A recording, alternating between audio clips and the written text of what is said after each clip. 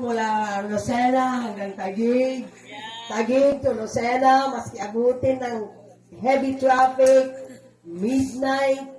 Maraming salamat sa iyong kagandahang puso, kasing ganda ng iyong mukha na nagmana ka sa akin. So, sana ay huwag kang magbabago. Isipin mo na lang, ang reward mo ay manggagaling kay Jesus Christ and the God Almighty.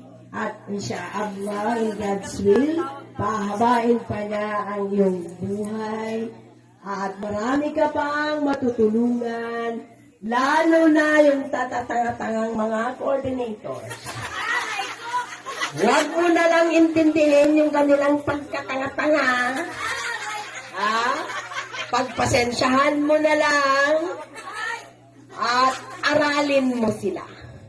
Ikaw ang mag-a-adjust sa kanila dahil 75% ng ating mga nagiging leaders ng D4 ay hindi naging leader sa buhay nila.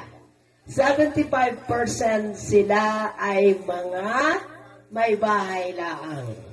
Na-challenge sila nang kinuha sila ng D4.